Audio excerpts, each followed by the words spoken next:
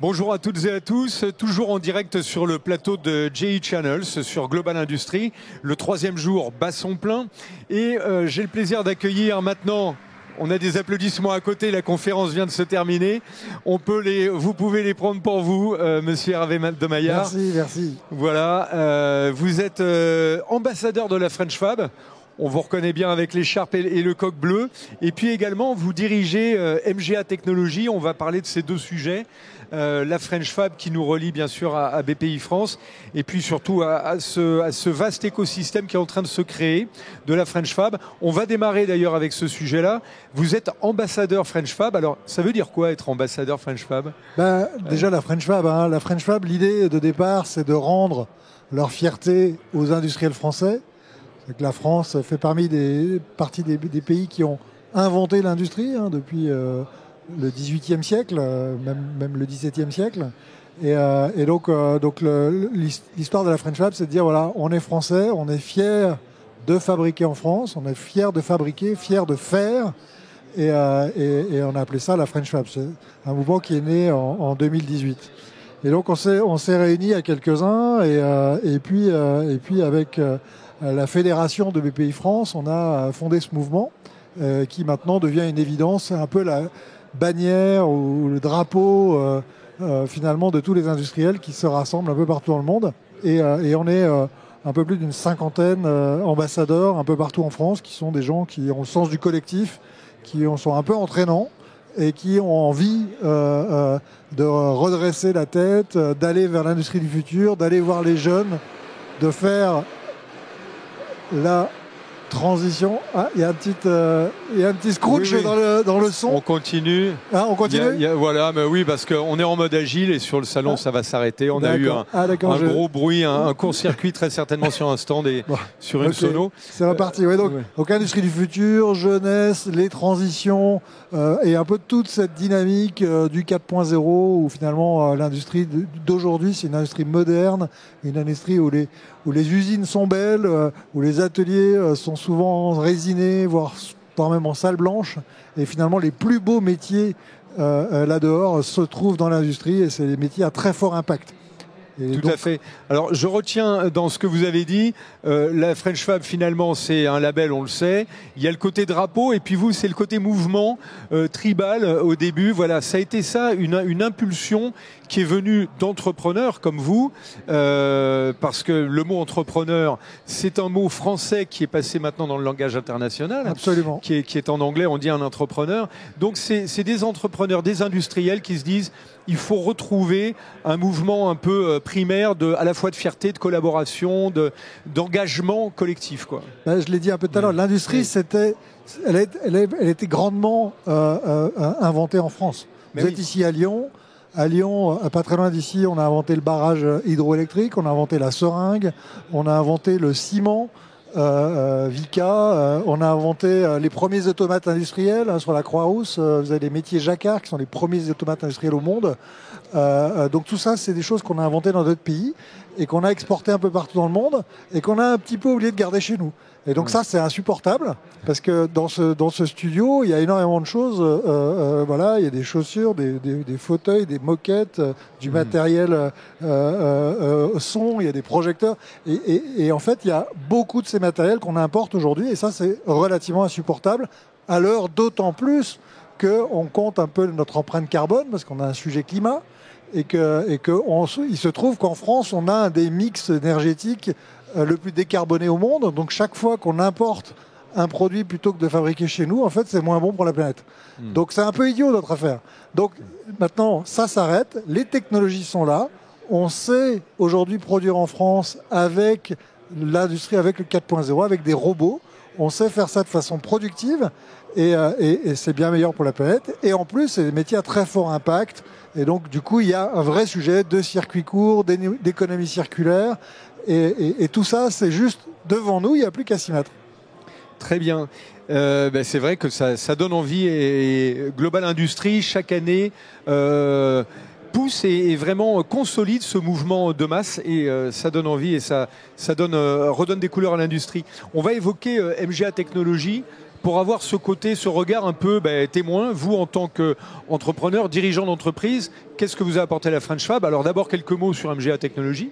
MGA Technologies, c'est une PME innovante. On intègre assez régulièrement le top 10 de l'INPI catégorie PME. On est sur 4 sites en France, à Civrieux-d'Azergues, à côté de Lyon, à Roanne, en Avignon et à Montpellier. Et sur ces 4 sites, ce qu'on fait, c'est qu'on fait des machines sur mesure pour l'industrie du futur. Et on fait ça dans 2 grands secteurs d'activité. Le monde de la santé d'une part, dont Lyon est un berceau mondial. Bien sûr. Et le monde des semi-conducteurs. Comme vous le savez, on a quelques fleurons du sujet dans notre beau pays.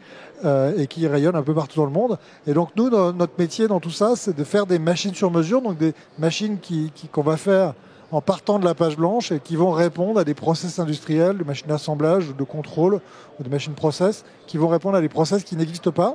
Et un peu à la manière d'architecte, on va créer ces machines de zéro et on va les mettre en œuvre chez nos clients. Ces machines sont très robotisées, des machines très digitalisées, qui intègre les dernières technologies de robotique mobile, de robotique collaborative, d'IoT, de 5G. On est équipé chez nous du premier réseau privé 5G industriel qui a été démarré en France. Et donc on est très très en avance un peu sur toutes ces technologies. Donc c'est un peu la French Fab du futur qu'on essaye d'incarner. Et donc évidemment, comme on est une PME, on ne fait pas ça tout seul, on fait ça avec tout un écosystème qu'on a construit autour de nous. On fait ça beaucoup, soit pour des grands groupes, soit pour des startups. Et donc tout cet écosystème, on le met en avant au service de nos clients et on essaie d'embarquer un peu tout ça vers l'avenir, quoi. Et notamment vers les jeunes, puisque comme je dis souvent, quand vous voulez parler de l'industrie du futur, le mieux c'est d'aller voir les jeunes parce que c'est eux qui vont la faire. Et donc on essaye d'écouter leurs rêves et puis d'aller un peu dans cette direction-là. Alors, on le voit sur le salon, les gigafactories, les usines et les entreprises qu'on va ramener en France pour réindustrialiser, elles vont avoir un besoin crucial d'entreprises comme vous, parce que à la fois, ça sera du sur-mesure, il va falloir repenser l'usine, plus compacte, avec des modes de fonctionnement différents, des machines plus efficaces, déjà numérisées dès le départ, avec beaucoup d'interconnectivité. Et c'est typiquement ce que vous faites, et ce placement, il est là, quoi. Oui, alors complètement. L'industrie du futur, en fait, elle va pas avoir grand-chose à voir avec celle qu'on connaissait, qui reste malheureusement encore beaucoup dans l'imagerie populaire, l'imagerie d'Épinal, on va dire. En fait, cette industrie du futur, elle repense complètement tout le truc, quoi. Elle est donc résolument robotisée. On a nous fait l'erreur d'imaginer quand les robots en fait supprimaient des emplois, alors que c'est en fait le contraire. Exactement. Les robots accélèrent l'emploi, accélèrent en fait la productivité, et développent l'innovation. Ils redonnent de la valeur ajoutée aux collaborateurs. Exactement, et redonnent la place majeure, principale dans l'usine à l'humain.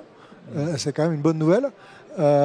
Et donc c'est vrai que moi, je préfère des machines qui travaillent pour des humains que des humains qui travaillent pour des machines. Hein. C'est quand même plus sympa comme pensée. Et c'est exactement ça, l'industrie du futur. C'est remettre l'humain au milieu de tout ça, inventer des nouveaux modèles.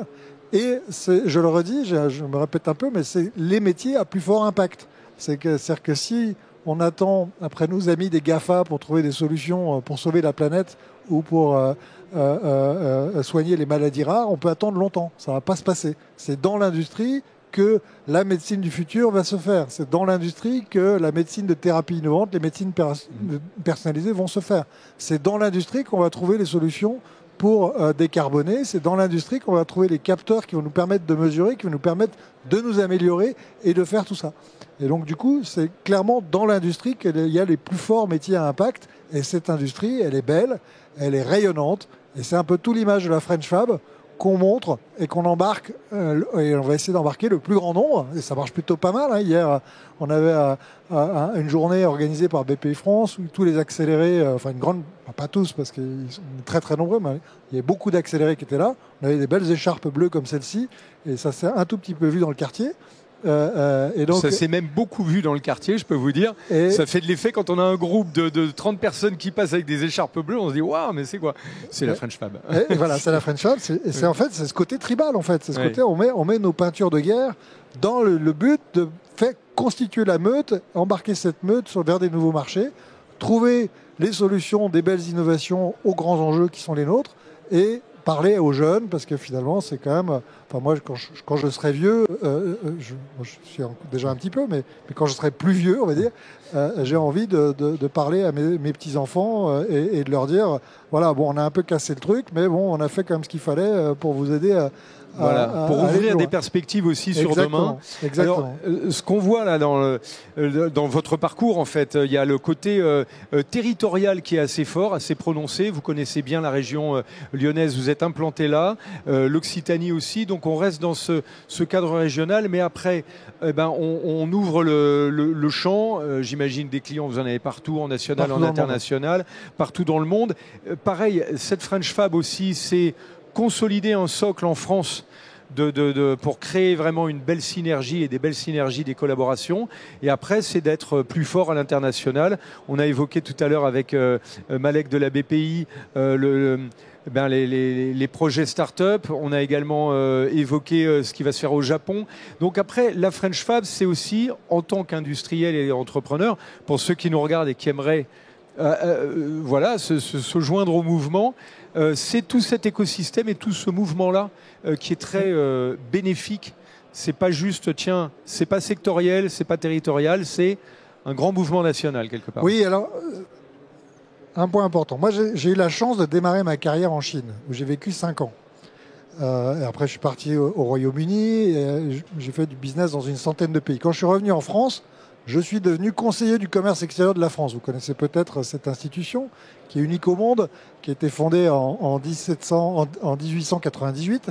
Et les conseillers du commerce extérieur de la France, j'en ai été le président pour la région Auvergne-Rhône-Alpes pendant 7 ans, jusqu'à l'année dernière.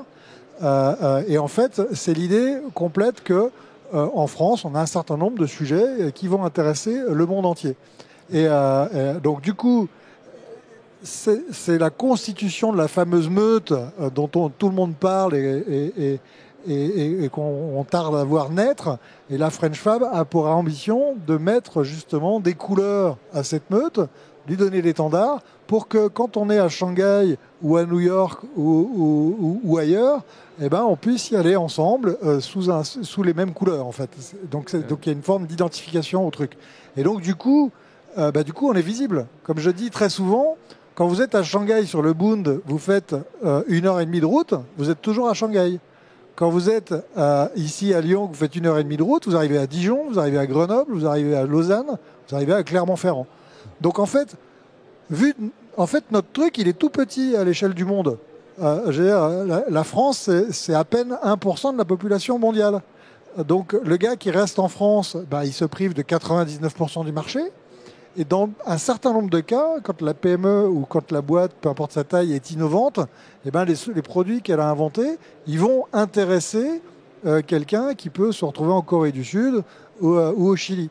Et donc c'est dommage qu'il n'y ait pas accès. Et donc c'est un peu tout l'enjeu de proposer en fait ces choses-là. Donc produire localement en France, en circuit court et de préférence en économie circulaire, les choses qui sont nos choses du quotidien.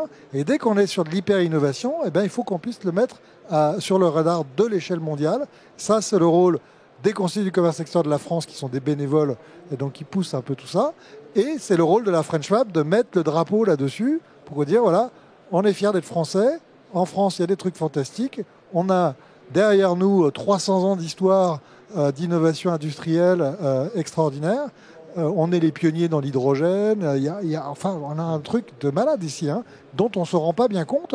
Et donc, il y a juste cette petite étincelle, ce petit enabler à tourner, à twister, pour que justement tout ça puisse se développer et on puisse embarquer un peu tout notre pays vers tout ça. Bien, je vois que l'heure tourne et on va arriver à la fin de ce live. Vous êtes un très bon ambassadeur. Voilà. Bon, non, mais on essaie de faire le job. Voilà, exactement. Mais ce qui est beau, et c'est ce qu'on voit dans les allées de Global Industries, et c'est ce qui revient dans les conférences, il y a de la passion dans ces métiers. Vous en êtes vraiment un bel exemple. Donc, longue vie à la French Fab. Voilà. Oui. Tous ensemble. Bleu. Voilà, exactement.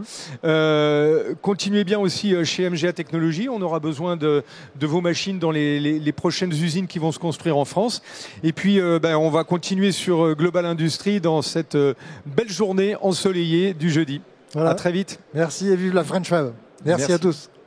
Merci.